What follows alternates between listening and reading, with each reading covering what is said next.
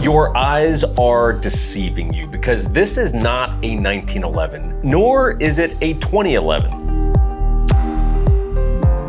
Now, there's plenty of good single stack only pistols, but the double stack 1911 reigns supreme as the king of high-end fast pistols. And if you want a 2011, you simply have to fork over anywhere from $1,000 on the ultra budget plan up to $7,000 to $9,000 for the high-end ones. But this is the first time I can create a real argument in favor of a gun that challenges the 2011. And it has one of the most tough guy names of all time, the Platypus. So let me briefly tell you guys the story of how I met the folks from Stealth Arms. I'm at SHOT Show, and it's my final moments at the show before I headed home, and I see a Stealth Arms booth, and I thought, oh, you know, I've been wanting to see this Platypus thing. So I swing by, talk to someone there, and I grab a card, and afterwards, get home from SHOT Show, send a message, just, you know, email, hey, my name's Jake, I'm on the channel, would love to do a review of the Platypus. And one day, I get a message, and it's just this photo here that we'll show you. And it says, call me whenever. And it was the name of a person. And I was looking at this and I'm like, what the hell? I mean, what in the absolute hell is this? And I think I'm just being trolled. I'm just like, oh, some troll job. Some asshole found my phone number and they're trolling me. And then I connected the dots. And I was like, this looks like some sort of platypus outfit. And I connected the dots and I called them. It was like the Joker leaving his Joker card at a crime scene. It's like, here's my call sign, figure it out. I'm in charge now. And so let's talk about what a platypus is, because I think it's important for you guys to hear it. A platypus is a duck-billed, beaver-tailed, otter-footed mammal existing only in Australia. It is an aquatic egg-laying creature, and the male platypus is one of the few venomous mammals. In summary, it's weird as shit.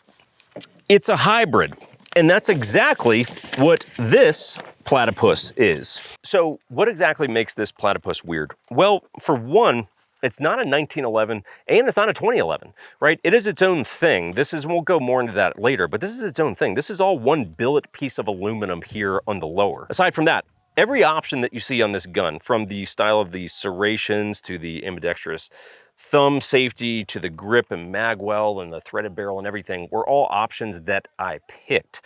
But maybe more notably, it runs on everyone's favorite magazine, a Glock magazine. As horrible as Glocks are, good magazine. So ultimately the answer is, it's a hybrid. It is its own thing. And the real question becomes, will it lay an egg like the actual platypus? Or does it pack a venomous punch like the male platypus that should have the other 2011 manufacturers nervous? That's all to come today. Cue them up.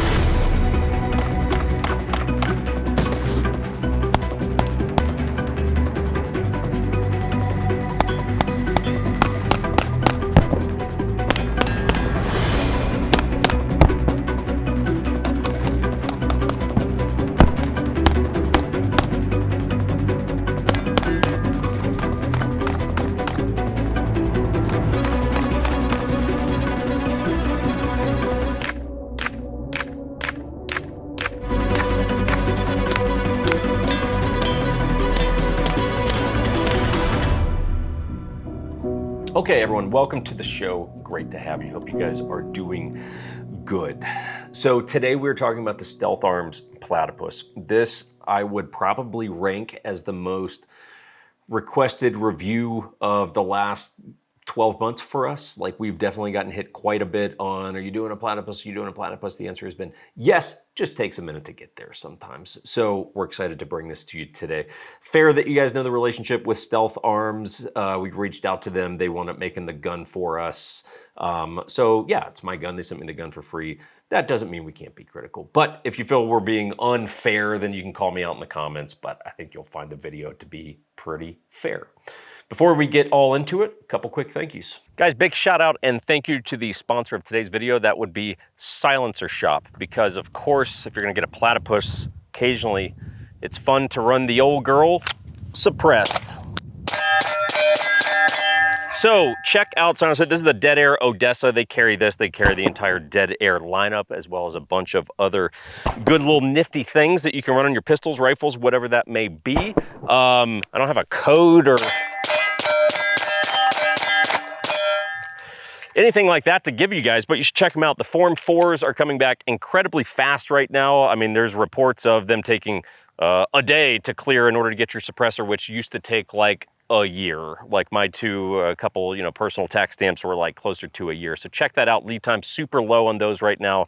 They've got their Silencer Shop kiosk systems all over dealers and shops across the country. So that makes getting fingerprints and doing the paperwork, electronic paperwork, a lot easier. So scope that out. Really appreciate their support. Let's start talking about the gun. Okay, everyone, so let's begin sort of a 30,000 foot view of what the Platypus is and why, in my opinion, it matters and it may have a place in the market. So first things first, Stealth Arms has been around since 2012. That was something I did not know. They really got their start by making 80% lowers, parts, components, things like that. Eventually, they decided they're going to put all their chips into the basket of making the Platypus, and that is what Stealth Arms is now known for. So the Platypus launched in January of 2023, which has been SHOT Show 2023. Very buzzy product over the last year and a half. What is it? Well, I'm going to call it a 1911 style gun, but with some changes. So to highlight what those changes are, it is not, because you think it's a double stack, which it is. So you think, okay, it's a 2011. It's not a 2011. So here's how 2011 works. There's the frame, which is this, and there's the grip. These are separate components. You can take this grip off, not necessarily on this Infinity, because this is all like custom hand fit shit, but it's like you could put a different grip module onto your frame, and that's what makes a 2011, separate grip and frame. On a 1911, you go, look, the frame is all one piece. All of this and all down through the grip and everything, that is all one piece. It is a thing that you could grip and point like a gun, unlike a 2011. Except there's grip panels, right, that you basically just screw on. So these are obviously very easy to take on and off. The Platypus is totally different. This is all one piece of billet aluminum, not the magwell, obviously, but beyond that, this is all one piece. So this is not a frame with a separate grip module, and this is not all one frame with grip panels. Like, this is all one billet piece of aluminum. The hallmark of the Platypus, of course, is that it runs on Glock mag, something I'm very conflicted about. I'm not going to deny that they're not great mags, but it's like, man, as a 1911 guy, like I feel like my buddy Eli from Alchemy in 1776 Duck. I feel like he would just absolutely just want to burn this thing at the stake for taking a 1911 and putting polymer Glock mags into it. I think he might, if he doesn't know this exists, he might actually have a heart attack when he sees this video. So Glock mags is one of the hallmarks. The other thing is that there's a massive amount of customization. So really everything that you see on this were things that I picked. I actually have a very friendly gun builder site. It's pretty impressive, to be honest with you. And they're machining pretty much everything in-house. I try to be respectful and not like pry too hard on, well, what do you have some other machine shop make? But it's like, I know that the vast majority of this is made in-house, including the frame. That's how you will notice custom serial numbers. That's not really something you can do if you don't make your own components in-house. So that's a good sign. I like to see that. Why does all of that matter? Well, because the 1911, or the double stack 1911 market, aka the 2011 market, is on fire right now. And there's a couple of barriers that come with the 2011 world. One is price of the gun. So I'm going to tell you, yes, you can get, here you go. Here's a TSOS double stack. This is a 2011 from TSOS, and you pick these up like sub $1,000 all day long. So yeah, you can get into the game for about $1,000, but if you're really looking at an average of where does someone begin their 2011 journey, about $2,500, right? That's what a Staccato is going to run, and that's sort of just the threshold of what people are spending these days. The second barrier to entry, I would say, is mags, because they are both expensive and they are not interchangeable with any other platforms. So yeah, you're spending 60, 70 bucks on mags, and they're mags that are only good for one particular type of gun, which is a 2011. Hell, some 2011s, this Infinity takes its own mags. They're not even standard, you know, staccato pattern mags. So it is a bit of a rabbit hole. And to be perfectly honest with you, the weak link in the 2011 system, I think, is the mags. Like, they are just more prone to getting dirty. They're a little bit more delicate. You know, it's just like, you know, it's not the best mag in the world. I think we all know that, but you know, we just accept it. The Platypus alleviates some of that pain. One, the Glock mag thing. So yes, they are cheaper than 2011 mags. I think that's a big appeal for a lot of people. I would also tell you that most gun guys probably already have some Glock mags, because most of us, whether we love them or hate them, you probably own a Glock, right? Now this will only take the 17 round mags. If you only got Glock 19 mags, that's, you know, not going to be a thing. But you could get a different style of Platypus where those would be fine. I'm pretty sure they've got like a carry size frame. So typically you've already got them. And the Glock mags are bomb-proof. I would note, especially in dusty environments like I shoot in often, the Glock mags are better about staying clean. 2011 mags, just because of the nature of how they are set up. So because of some of the openings and everything in the mag, dropping these into dusty environments, these can just foul up a little bit easier. And because of the tolerances of nice 2011s, they're not going to like to be real dusty. So I do think that the Glock mag thing does have some appeal.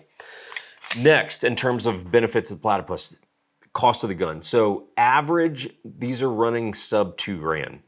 Now you pick all of your features. So ultimately you can get a price, you can get the gun to be priced at roughly whatever you're comfortable with. But as an average, these are going to come in a smidge below $2,000. And that's saying something, because a gun with that level of customization, with so many things going for it, sub $2,000 is pretty damn impressive. So another thing, let's define the difference in, because people get this wrong all the time. Let's define the difference between a custom gun and customization. These are two really different things. Custom gun. This Infinity is a custom gun. Now, I understand for those of you in the know, Infinity's business model is a little bit different now. It's based on drops. But Infinity historically, it's a full custom gun. I picked everything about this gun. And if you say, hey, I'd like to design a style of serration that you do, Infinity would have said like, hell yeah, bro, like, let's do it. That's a custom gun where they say, we will do anything that is possible that you can come up with. Customization is in the form of, here's a bunch of predetermined options. You arrange all those options however you want, so that you can pick what style of serrations you want. If you don't want them up here, no problem. Do you want window cuts? Do you want a threaded barrel or not? Do you want aggressive grip or a mild carry grip?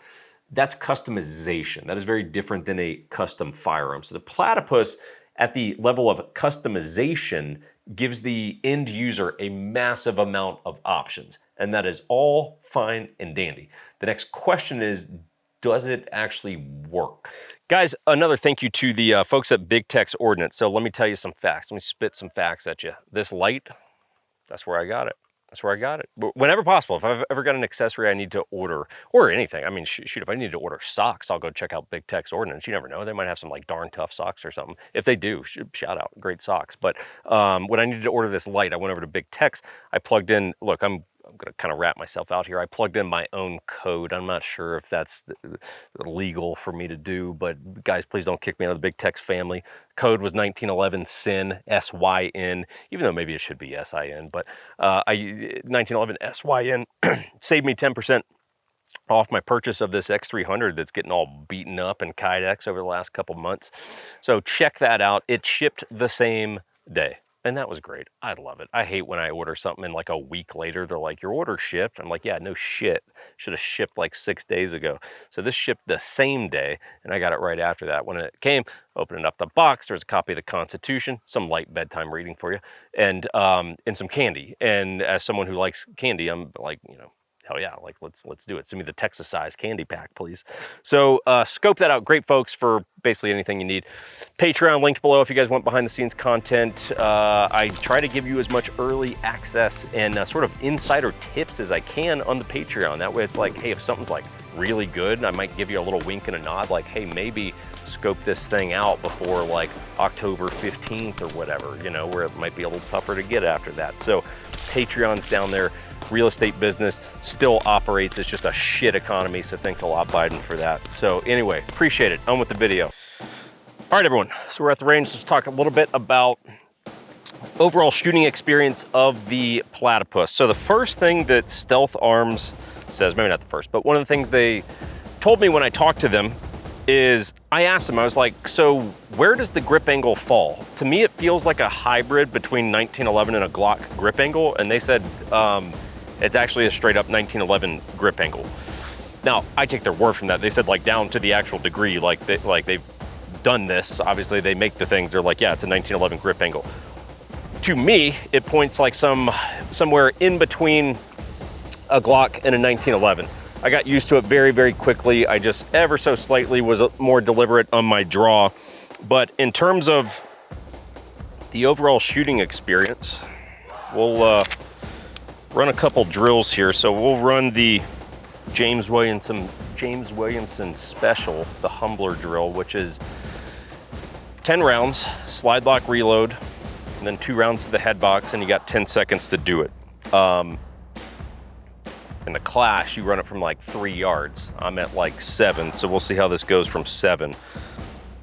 So remember, James, I'm a hero if I pull this off. So see how this goes here.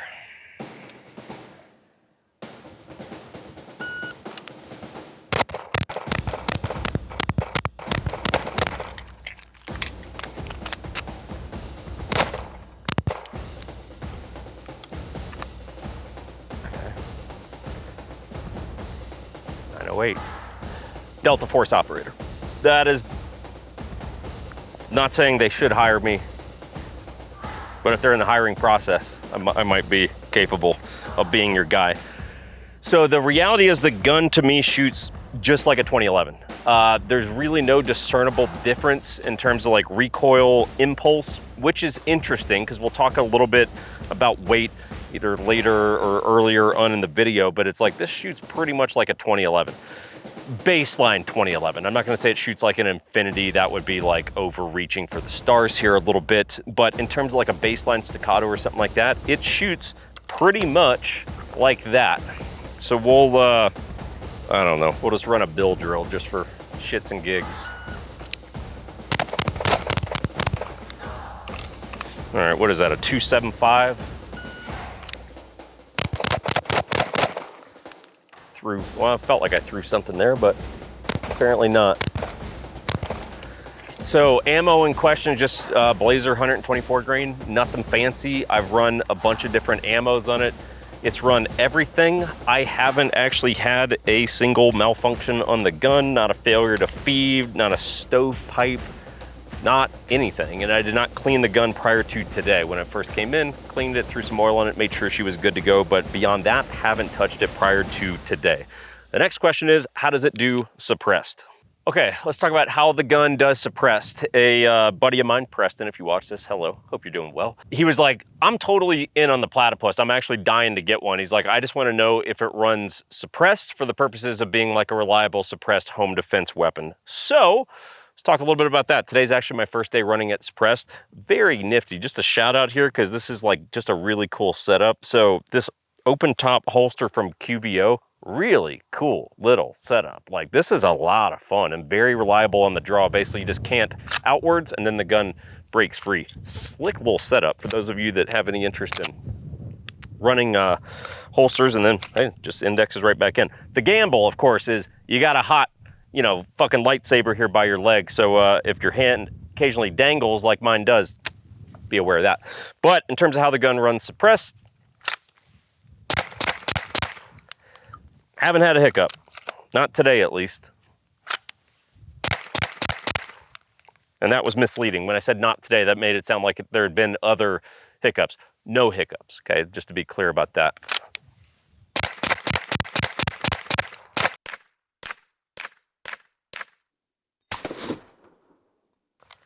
So like, look, the gun's running, guys. Like, I don't know what to tell you. Sometimes it's almost nice if there's little quirky hiccups here and there, because it gives me more things to talk about. Reality is I've not had a single damn issue on the entire gun. Okay, so let's talk about my specific gun, since obviously you customize these and you kind of make them what you want. We'll talk about mine. First thing, just overall fit and finish of the gun is perfectly acceptable, right? So there is some natural, you know, little bit of wobble and stuff in the slide, nothing that's like beyond the point of, hey, look, we're talking, I think my gun is configured something like 21, 2200. I basically picked everything. I was like, well, if they're building the gun, I'm gonna pick everything. So I was like, threaded barrels? Sure, why not? I'll throw a can on it. So, I mean, this is like maxed out. And for a gun of that price, call it $2,000-ish, I'm perfectly fine with it. Like, yeah, sure, there's a little bit of slop at the slide. No big deal. Like, I'm not too worried about that. Like, I don't expect it to be a, you know, Fowler Infinity or, you know, some other kind of bougie 2011. Next, that's the fitment. On the finish side, part of how you're getting the massive amount of customization is they are using Cerakote for, I think, maybe not all of the finish, but I definitely think like the vast majority of this is Cerakote. So it's not the greatest, it's not gonna be the most durable thing in the world, but I've really got no complaints given, I mean, when I say you pick everything, I'm talking like, you pick the color, your mag release, you know, I mean, and look, the platypus, if I'm gonna be perfectly honest with you guys, this is just a quick detour, but the platypus is evidence of how horrible some people's taste in guns are, because some of the colorways that people do in these things, you're just like, oh my God, dude. Oh my God. Did we need Skittles? Did we need a fucking pack of Skittles on a 2011 though? I mean, like, who thought this was a good idea? Platypus, stealth guys will be like, I don't care, it's your gun, we'll do whatever, but like, damn, some of you guys got some bad taste and colors of guns. Holy shit. I know you're like, oh, you're just FD everything. Yeah, FD walls. I get it. I know I'm a prick. Trigger. We'll talk about trigger. You've got some different trigger options. I basically did a curved trigger with these little 3 speed hole kind of things. Standard that they say they set the triggers to is about 4 pounds. That said, they will do less. Mine is closer to about 3. So a little bit of standard 1911 take up. Trigger brakes. Reset, nice and short, crisp, very tactile, very audible, and it breaks. So my trigger's clean, you know, I'd say right around 3 pounds. It's good, it's great. Got a dog down here visiting to say hello. So these are built, like I said, on a billet aluminum frame. Now, a note on that is part of how these are priced as attractively as they are. Attractively, is that I don't know that's a word. As attractive as they are is because they're built on a billet aluminum frame. Will that potentially not have the ultimate 100,000 round, you know, life cycle that an Infinity all steel, you know, billet yada yada yada can have? Sure, yeah, this gun may ultimately fade faster. I don't think you're talking about like this is a 10,000 round gun. I mean, I think this will go for tens of thousands of rounds. I don't know that for a fact. Don't quote me on that. I'm just speculating here. But I'm saying, hey, part of how they're able to keep the cost low is because billet aluminum is going to be cheaper to machine than billet steel. That's just the reality, okay? So I would, and in terms of what the lightweight nature of this does to the recoil, really not a lot. I would say this is gonna shoot pretty much like a polymer grip, steel frame, staccato, or something like that. I think they're gonna shoot very comparable to each other. In terms of how lightweight is it? So I got 3 different things here on the table. The platypus as configured, light, optic, everything, came in at 36.7 ounces, and that's pretty damn light for a 5-inch threaded barrel optic light gun. Like, that's pretty damn lightweight gun. Some people have said, it felt like a toy when I picked it up. I don't think it's like that light, but I get where you're going with it. The Fowler, a 5-inch, not this Commander here, but a 5-inch, came in at 45.4 ounces. So, you know, roughly 9 ounces heavier. That is with a steel frame and an aluminum grip. Same with, yeah, I get it, man. I really am a FD asshole, aren't I? I mean, come on, look at this. This just, just ridiculous. The Infinity, the big boy here, big old thick boy, came in at 55 ounces, and that's with portions of metal removed from the grips, everyone. So acrolite, steel, everything, 55 ounces. So you're talking literally, I mean, the spread between the Platypus and the Infinity is 36 ounces to 55 ounces. It's a very big spread. Does the Infinity shoot faster and softer and everything? Yeah, of course so. It's not apples to apples comparison. So I would like, one of the things I'd like to see on the Platypus is an option for a steel frame. I think that'd be a welcome addition, even if they charge a premium extra. If they were to say, hey, an extra $400 and you can have all of this lower be steel, I'd give you an extra $400 for that. Probably upwards of $5, probably wouldn't really push beyond that. So I think at some point they might offer that, but like I said, it would be a premium price thing because the machine is just gonna be a little bit more complicated. So also on the lower in the frame here, I did the aggressive grip texture. They've got a few different styles that you can do. I don't remember all of what they were, but this is the aggressive one. Would I wanna carry this against my body? Absolutely not. It would be very prickly on your belly for carry, but for a range gun, duty gun, something like that, yeah, I mean, this gun is like locked in, like she ain't going nowhere, and I'm totally good with it. You got a functional grip safety. I'd love to see an option for a pinned grip safety. That might be one more thing that I would like to see them add to the menu. I know manufacturers will get a little bit funky about pinning grip safeties, but hey, to each their own. The Fowler and the Infinity here, both non-functional grip safeties, and I'm all about that. Ambidextrous thumb safety. That is perfectly adequate, even for me as a lefty. They are thin, but I haven't had a hard time indexing them. They're totally fine, positive retention. We're good to go there. In terms of another option I'd like to see added is to build out one side of a safety. I'm trying to see. So my Infinity has this where you'll see this side, my side is a lefty, is way wider than this side as a righty because it's built out for me as a lefty. I would love to see Stealth add in an option like that where, hey, you could do a lefty side or righty side dominant safety, still ambidextrous, but just dominant based on what hand you're shooting with. Magwell, pretty self-explanatory, functional, works great, no issues with that. Full rail, and I believe they do have, you can go like full dust cover, full rail, or, you know, halfway or whatever it is. I think there's a few options on that. I did a full rail, which, I mean, again, you go, man, a full rail and that gun's still that lightweight. Pretty crazy. Square trigger guard, you can do rounded. Again, that's all stuff that you pick. I did an acro cut on mine because I am an Aimpoint ACRO whore. Threaded barrel that has been perfectly fine. I lost the thread protector today, so don't come at me in the comments, be like, bro, you should protect your threads. I know, it's really driving me nuts as well, guys. So anyway, threaded bull barrel, by the way. So non-bushing barrel, bull barrel. We did a little window cuts there to lighten it up as if it needed to be lightened. I just thought it looked cool, so we did it. Serrations front and rear. In terms of holster compatibility, that's always something that needs to be thought about with guns that are a little bit unique like this. This has been running in a standard QVO holster for me. So they're like standard 2011 pattern holster, which I believe indexes more so on the light than the gun itself. That has been running perfectly fine. So I don't really think you'll have much in the way of holster fitment issues. That's really been the only one I've tried on, and it's been perfectly fine. Okay, everyone, so to give you some sort of closing thoughts here.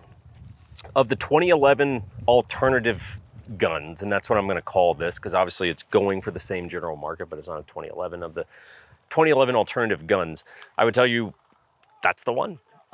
That is the one that is doing it better than everyone else. And while not really meant to throw shade, I will tell you a brief story, which is, you know, the Oracle Arms, the OA Defense 2311. That was a gun that I'd followed for a while and had an interest in doing a review on. And, you know, about a year and a half into the conversation with them, eventually a gun came up and they're like, hey, we got a gun, you know, for you that you can review. And I was very upfront with them and I said, hey, look, don't send it. Because the truth is the market has really adapted and I believe it's evolved past you guys, and I can't come up with any reason why I would tell someone to buy that 2311 over a Platypus. I would tell someone to buy a Platypus all day long based on all the options, cheaper price somehow, a better magazine. It's like, that's what they should buy all day long. You know, it's like me, you know, like, yeah, I do reviews, but it's, hey, I'm a consumer. I'm a fan of this stuff. I'm a shooter, right? And that is a pretty intriguing gun. So pros, massive customization. right? A ton. You could probably do 1,000 of these things and never have two come out the same. Very reasonable price. And I really mean that, like very, very reasonable price on these bad boys. And I think it's an amazing tweener gun if you were trying to migrate over from Glocks and you're sort of 2011 curious. I think it's like, hey, look no further. I think you really got your answer on that.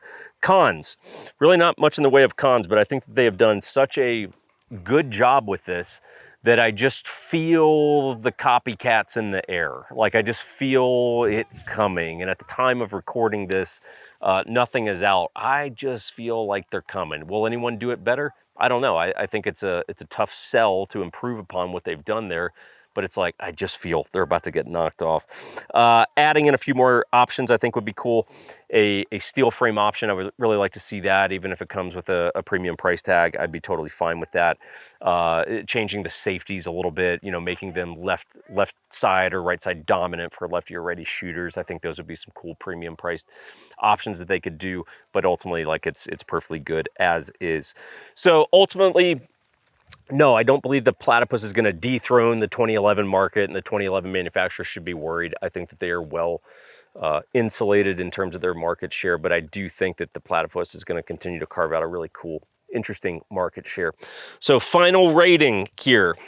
I haven't actually thought about this until right this second. Damn, final rating, I'm going to give you an A-. I think, you know, could there always be little things you could improve, like a couple additional options like I just mentioned? Sure.